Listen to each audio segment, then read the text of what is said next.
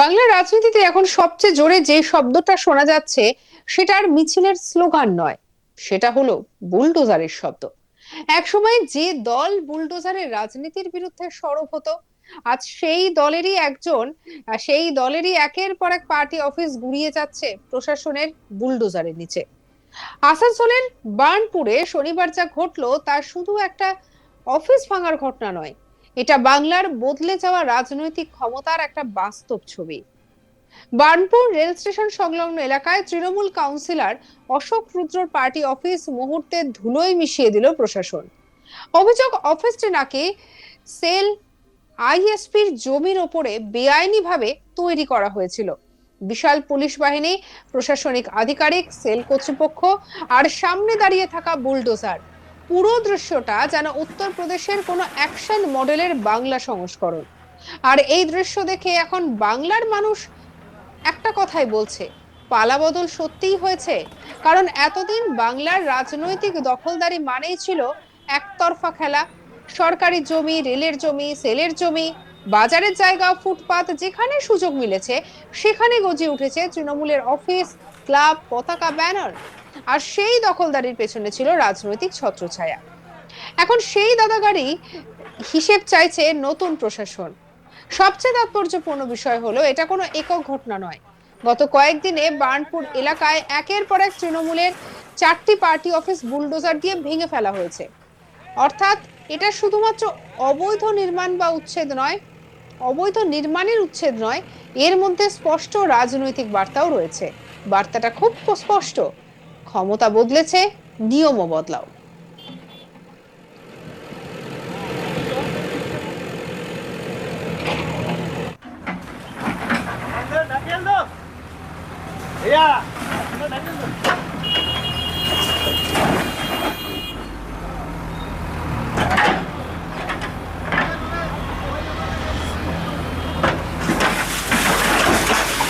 তৃণমূল অবশ্য এই ঘটনাটাকে টার্গেট পলিটিক্স বলেই অভিযোগ তুলেছে। তাদের দাবি, পরিকল্পিতভাবে শুধু বিরোধী দলের অফিসগুলোকেই নিশানা করা হচ্ছে। প্রশ্ন উঠছে, এতদিন যদি এই নির্মাণ অবৈধ হয়েই থাকে তাহলে হঠাৎ এখনই কেন সক্রিয়তা? এই প্রশ্ন অমূলক নয়, কারণ বাংলার মানুষ বহুদিন ধরেই দেখেছে আইন অনেক সময় ক্ষমতার রং দেখে কাজ করে। কি বলছেন সেলের আধিকারিক প্রদীপ্ত ব্যানার্জি, শুনবো।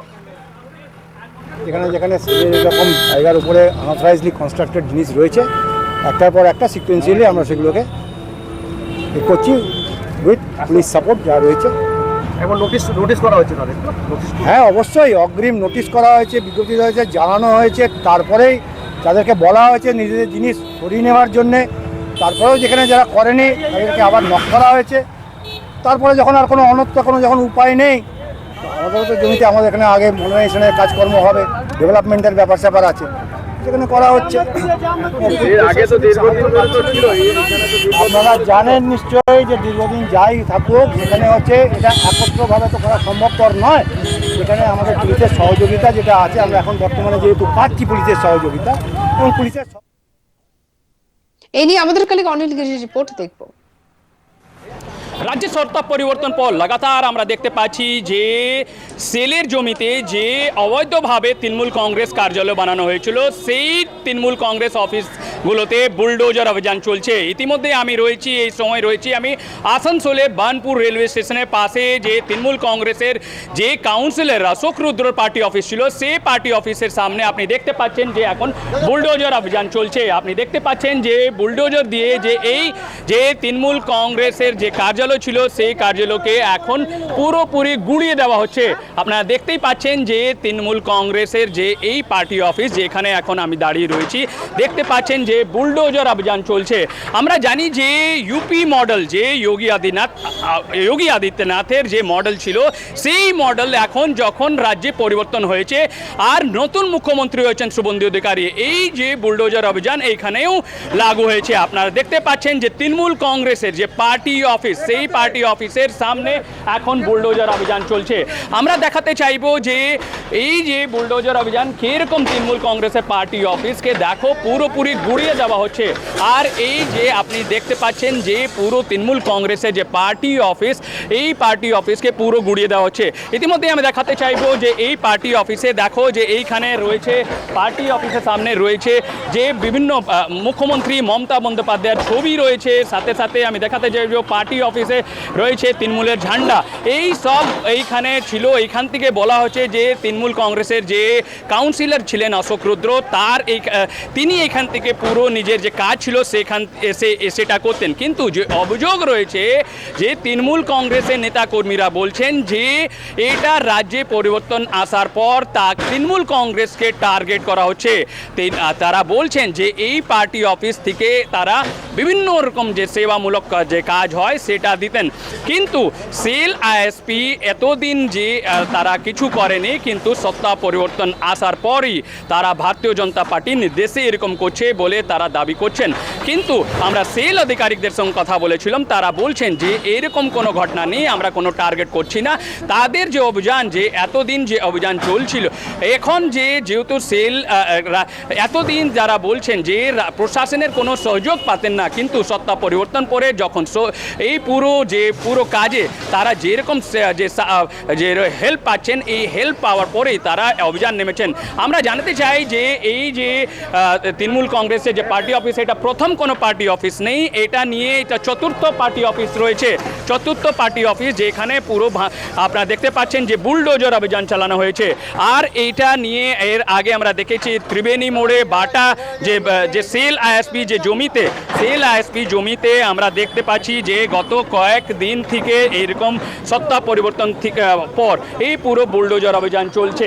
আর যে বলা হচ্ছে যে এরকম অবৈধ নির্মাণ, আমরা দেখেছি মুখ্যমন্ত্রী যে শুভেন্দু অধিকারী নতুন মুখ্যমন্ত্রী হয়েছেন বিজেপি নেতৃত্বে, তার যে মুখ্যমন্ত্রী শুভেন্দু অধিকারী স্পষ্টভাবে বলে দিয়েছেন যে অবৈধ যে নির্মাণ রয়েছে সেগুলোকে তার বিরুদ্ধে কারবাই হবে। আর আমরা দেখতে পাচ্ছি যে সেল যে পিএসইউ যে পাবলিক সেক্টর ইউনিট রয়েছে তাদের জমিতে এরকম আমরা জানি যে শুভেন্দু অধিকারী বলা পর এইরকম অ্যাকশন মুডে রয়েছে এই পুরো যে রাজ্য সরকার, যে এইখানে অ্যাকশন মুডে রয়েছে। এইখানে আপনারা দেখতে পাচ্ছেন যে লাগাতার এখানে অভিযান চলছে, পার্টি অফিসকে গুড়িয়ে দেওয়া হচ্ছে, পুরোপুরি বুলডোজার অভিযান। এই যে পুরো মডেল আগে পশ্চিমবঙ্গ দেখেনি, এটা আমরা দেখেছিলাম যে ইউপি মডেল, যে ইউপি মুখ্যমন্ত্রী যে যোগী আদিত্যনাথ রয়েছেন তিনি এই মডেল এখানে তারা লাগু করেছিলেন। কিন্তু শুভেন্দু অধিকারী যখন থেকে মুখ্যমন্ত্রী হয়েছেন তারপর থেকে লাগাতার তিনি দেখছেন যে অ্যাকশন মুডে রয়েছেন।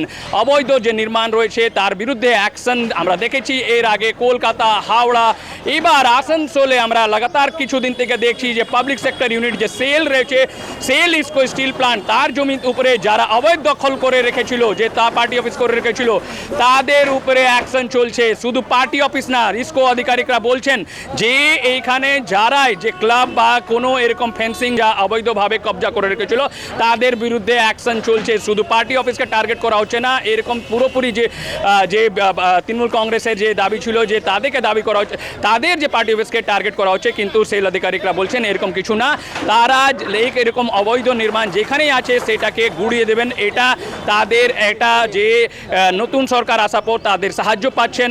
আর ইতিমধ্যে আমরা দেখতে পাচ্ছি যে আসানসোলের যে বার্নপুর বার্নপুর স্টেশনের কাছে আপনারা দেখতে পাচ্ছেন যে এই পার্টি অফিস ছিল, এই পার্টি অফিসকে পুরোপুরি গুড়িয়ে দেওয়া হচ্ছে। আপনি দেখতে পাচ্ছেন এই পার্টি অফিস বলা হচ্ছে যে তৃণমূল কংগ্রেসে যে কাউন্সিলর রয়েছেন অশোক রুদ্র, এই অশোক রুদ্র এই পার্টি অফিসে বসতেন আর এখান থেকে তার কাজ হতো। আর এই যে নতুন সত্তা পরিবর্তন পর কিছুদিন মধ্যে আমরা দেখেছি 3টে পার্টি অফিস ভাঙচুর এইরকম গুড়িয়ে দেওয়া হয়েছিল, বুলডোজ করা হয়েছিল। আজকে চতুর্থ যে পার্টি অফিস রয়েছে তৃণমূল কংগ্রেসের এই এলাকাতে, সেটাও বুলডোজ করে দেওয়া হলো।